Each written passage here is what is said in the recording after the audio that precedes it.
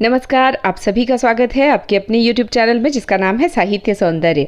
साहित्य सौंदर्य में आज हम बहुविकल्पी प्रश्न अर्थात MCQ मल्टीपल चॉइस क्वेश्चंस पर चर्चा करेंगे। क्योंकि आप सभी को पता है कक्षा 12वीं बोर्ड की बात की जाए या कक्षा 10वीं बोर्ड की, सभी बोर्ड परीक्षाओं में लगभग 50% प्रश्न MCQ में पूछे जाएंगे। इसलिए MCQ किस तरह से हल किए जाएं, इसकी ट्रिक आप सभी को पता होनी चाहिए। MCQ के विषय में विद्यार्थियों में अक्सर भ्रम होता है कि MCQ के लिए कोई तैयारी करने की ज़रूरत नहीं है, केवल उत्तर टिक टिक तो करने हैं। किंतु गहराई से यदि सोचा जाए तो आपके 4 विकल्पों में से 3 विकल्प गलत होते हैं, केवल एक विकल्प सही होता है। अर्थात 1 नंबर के प्रश्न में 75% चांसेस होते हैं कि आपका उत्तर गलत हो और केवल 25% चांसेस होते हैं कि आपका उत्तर सही हो। इसलिए तुक्का लगाने की भी एक ट्रिक होती है, चीज़ों को समझकर प्रस्तुत करने का भी एक तरीका होता है। बहुविकल्पी प्रश्न के लिए यह तरीका जान लेना अति आवश्यक है। तो आइए देखते हैं वीडियो और जान लेते हैं ट्रिक्स बहुविकल्पी प्रश्नों को हल करने की। अपठित गद्य, चाहे बात की जाए कक्षा 10वीं की या 12वीं बोर्ड की, प्रश्न पत्र का पहला प्रश्न ही अपठित गद्य पर आधारित होता है। यह प्रश्न विद्यार्थियों से क्यों पूछा जाता है? ताकि यह देखा जाए कि विद्यार्थी की आकलन क्षमता कैसी है। अपठित गद्य का पहला नियम है कि इसे रीडिंग टाइम में पूरा ध्यान से पढ़ना चाहिए। यदि संभव हो सके तो अंडरलाइन या रेखांकित भी करना चाहिए ज़रूरी बिंदुओं को। तो आइए देख लेते हैं अपठित गद्य को किस प्रकार हल किया जाए।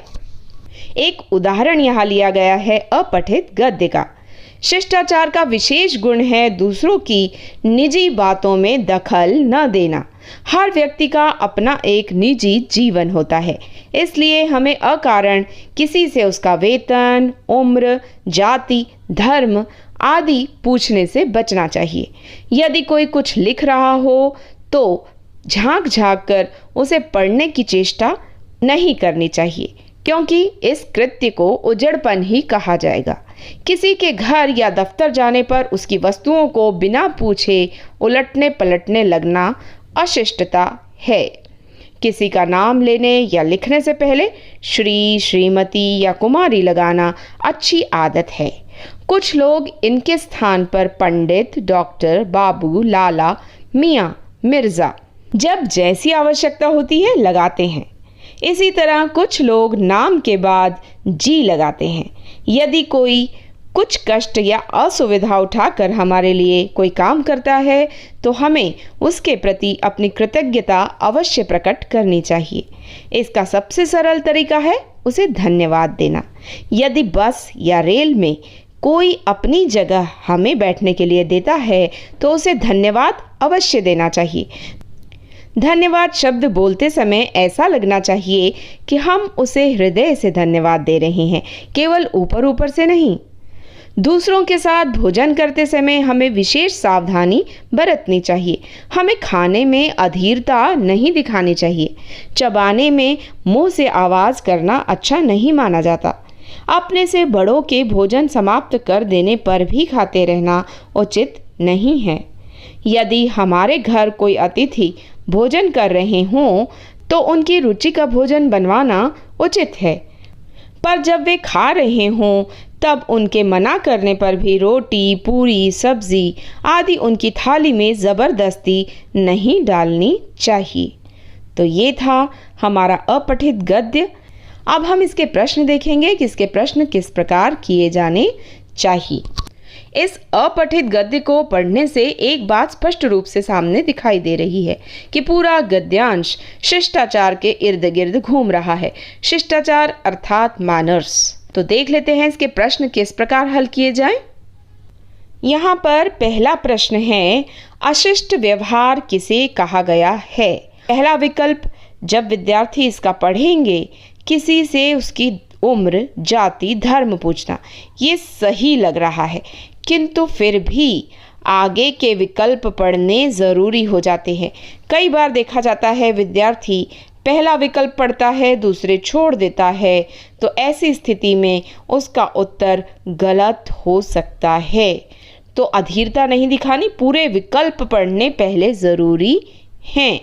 तो आइए जान लेते हैं कि हम इस प्रश्न को कैसे पढ़ेंगे और कैसे देखेंगे। प्रश्न है, अशिष्ट व्यवहार किसे कहा गया है? पहला विकल्प है किसी से उसकी उम्र, जाति या धर्म पूछना। ये मुझे सही लग रहा है, किंतु फिर भी मैं अगला विकल्प ज़रूर पढ़ूंगी, क्योंकि हो सकता है अगला विकल्प उससे ज़्यादा सटीक लगे। कोई कुछ लिख रहा हो तो झांक झांक कर पढ़ने की कोशिश नहीं करनी चाहिए, यह विकल्प भी सही है। बिना पूछे किसी की वस्तुओं को उलटना पलटना नहीं चाहिए, यह भी सही है।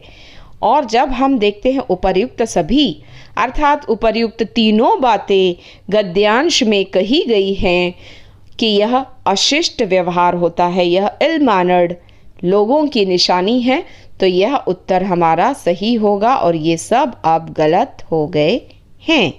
तो हमने प्रश्न क्रमांक 1 में देखा क विकल्प 25% सही है, ख विकल्प 25% सही है, ग विकल्प 25% सही है और घ विकल्प 100% सही है, अर्थात 100% सही उत्तर है घ।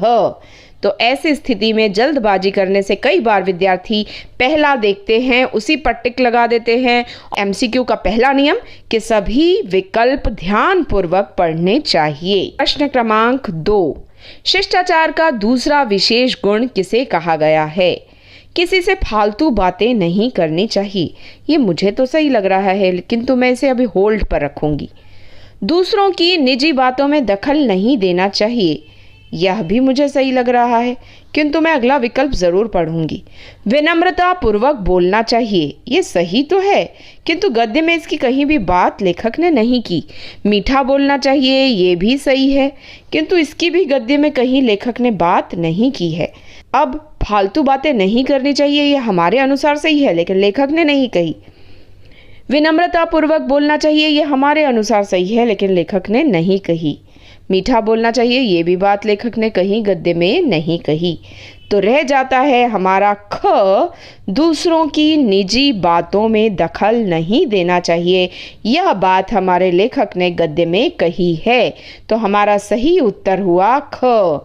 तो इस तरह हमें देखना है चारों विकल्प में से चारों विकल्प सही है, लेकिन जो 3 विकल्प है क, ग और ख वह हमारी नज़रों में सही है। हमें वही उत्तर चुनने हैं जो लेखक ने कहे हैं। प्रश्न क्रमांक 3, दूसरों के साथ भोजन करते समय क्या ध्यान रखना चाहिए? शालीनता के साथ बैठकर खाना खाना चाहिए, ये तो मुझे सही लग रहा है। अभी देखते हैं अगला क्या है। टेबल मैनर्स का ध्यान रखना चाहिए, जी यह बात भी सही है। अधीरता नहीं दिखानी चाहिए, मुंह से चबाने की आवाज़ नहीं आनी चाहिए, यही मुझे परफेक्ट लग रहा है, लेकिन फिर भी मैं अगला विकल्प ज़रूर पढ़ूंगी और वो है उपर्युक्त सभी। किंतु हमने देखा कि बात वही चुननी है जो गद्य में कही गई है, क्योंकि यहाँ कहीं भी नहीं लिखा कि आपके मतानुसार भोजन करते समय क्या सावधानियां बरतनी चाहिए। ऐसा प्रश्न नहीं है। प्रश्न है लेखक ने क्या कहा है, उसके अनुसार हमें चलना है। तो हमारे ये विकल्प हो जाते हैं यहाँ गलत और यही विकल्प होता है सही, जिसे हमें सही टिक करना है। उपर्युक्त सभी हो जाते हैं गलत। प्रश्न क्रमांक 4, किसी का नाम लिखने से पहले उसके आगे क्या लगाना चाहिए? श्रीमान अथवा श्रीमती, मुझे तो उचित लग रहा है। डॉक्टर, पंडित या मियाँ, ठीक है। आवश्यकता के अनुसार उपर्युक्त शब्दों का प्रयोग किया जाना चाहिए, ठीक है। उपर्युक्त सभी विकल्प सही हैं, नहीं, यह नहीं है सही, क्योंकि श्रीमान अथवा श्रीमती लगाना चाहिए, ये ठीक है, बोला गया है गद्य में। डॉक्टर, पंडित अथवा मियाँ लगाना चाहिए, यह भी बोला गया है, किंतु हर किसी के आगे हम डॉक्टर, पंडित या मियाँ नहीं लगा सकते। श्रीमान और श्रीमती भी हर किसी के आगे नहीं लगाया जा सकता। विकल्प ग कहता है आवश्यकता के अनुसार उपर्युक्त शब्दों का प्रयोग किया जाना चाहिए, तो यह है उचित विकल्प, जबकि यह विकल्प हो जाता है गलत, क्योंकि श्रीमान और श्रीमती हर जगह नहीं लगाया जा सकता।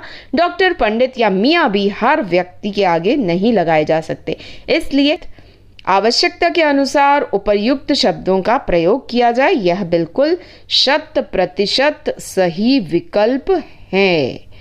प्रश्न क्रमांक 5, हमारे घर कोई अतिथि भोजन कर रहे हों तो हमें उनके साथ कैसा बर्ताव नहीं करना चाहिए। अक्सर विद्यार्थी आधा अधूरा प्रश्न पढ़ते हैं, ध्यान से प्रश्न को नहीं पढ़ते। यहाँ पर पूछा गया है हमारे घर कोई अतिथि भोजन कर रहे हों तो हमें उनके साथ कैसा बर्ताव नहीं करना चाहिए, किंतु विद्यार्थी इसे नहीं को पढ़ते ही नहीं हैं और पूरा प्रश्न का उत्तर गलत कर देते हैं। देखते हैं क्या विकल्प है। उनके साथ खुद भी भोजन करना, ठीक है। देखते हैं आगे, उन्हें आदर पूर्वक भोजन खिलाना, ये भी ठीक है। ये नहीं करना चाहिए, नहीं को तो आप भूल ही गए, क्या नहीं करना चाहिए, तो ये है गलत। ये दोनों हो जाते हैं गलत। उन्हें आदरपूर्वक भोजन तो खिलाना चाहिए, उनके साथ खुद भी भोजन करना चाहिए, उन्हें अकेलापन नहीं महसूस होना चाहिए, तो कैसा बर्ताव नहीं करना चाहिए पूछा गया है। उनके मना करने पर भी ज़बरदस्ती उनकी थाली में खाना परोसना, क्या यह उचित है? नहीं। कोई यदि खाने के लिए मना कर रहा है, ज़बरदस्ती उसे ठूस कर खिलाना उचित नहीं है। उनकी रुचि का ख्याल रखना चाहिए, यह भी गलत उत्तर है, क्योंकि क्या नहीं करना चाहिए पूछा गया है, तो ज़बरदस्ती किसी को खाना खाने के लिए बाध्य नहीं करना चाहिए, यह गद्य में बोला गया है। तो नहीं का हमें केवल एक उत्तर मिलता है, वो है ग। गद्यांश के अनुसार धन्यवाद कैसे कहना चाहिए। अब लिखा है गद्यांश के अनुसार। आपने देखा होगा अपठित गद्य के प्रश्न के ऊपर ही लिखा जाता है दिए गए प्रश्नों के उत्तर गद्यांश के आधार पर लिखिए, अपने पूर्व ज्ञान के आधार पर नहीं, आपको जो बात समझ में आ रही है उसके आधार पर नहीं। जब आपसे प्रश्न में पूछा जाए कि आपके अनुसार इसका क्या उत्तर होगा, तब आप अपने मन की बात लिखोगे। जब प्रश्न में यह ना लिखा गया हो कि आपके अनुसार या आप क्या सोचते हैं, तो आपको अपने विचार के अनुसार नहीं चलना, आपको लेखक के विचार के अनुसार ही चलना है। गद्यांश के अनुसार धन्यवाद कैसे कहना चाहिए। मुस्कुराकर, ठीक लग रहा है। दिल से महसूस करते हुए, ठीक लग रहा है। दूसरे का दिल खुश करने के लिए, ये भी ठीक लग रहा है। ऊपर ऊपर से ये तो पूरा गलत है। तो हमारे पास रह गए 3, मुस्कुराकर, या तो लेखक ने कहीं भी नहीं बोला। दिल से महसूस करते हुए, हाँ ये बोला है लेखक ने। दूसरे के दिल को खुश करने के लिए, नहीं, ये भी नहीं बोला लेखक ने। तो हम चलेंगे उत्तर ख के साथ, और ख है दिल से महसूस करते हुए किसी को धन्यवाद अदा करना चाहिए। अगला प्रश्न है गद्यांश के लिए उपयुक्त शीर्षक चुनिए।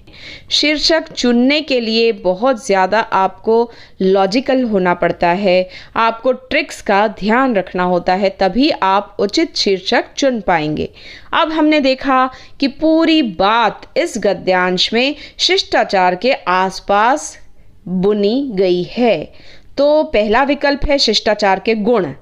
क्या शिष्टाचार के अवगुण भी होते हैं?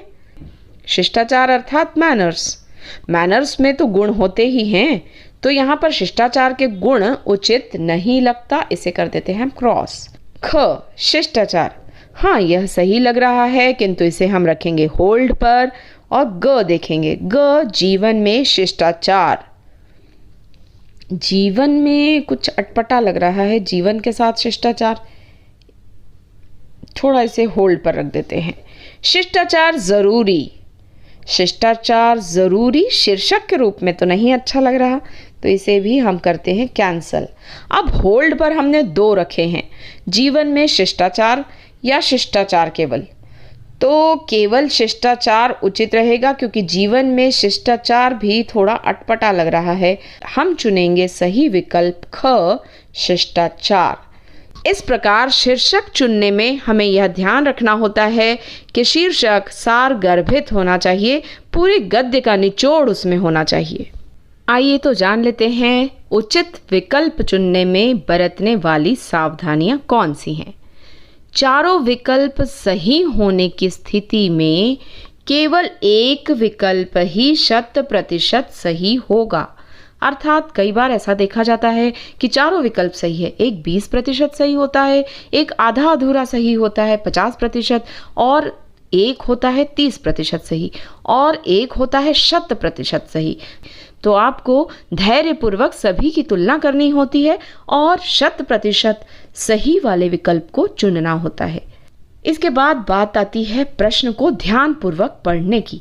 खास तौर पर जब प्रश्न में नहीं शब्द का प्रयोग होता है, विद्यार्थी उसे इग्नोर कर देते हैं, अर्थात वे प्रश्न को ध्यानपूर्वक नहीं पढ़ते और गलत विकल्प चुन लेते हैं।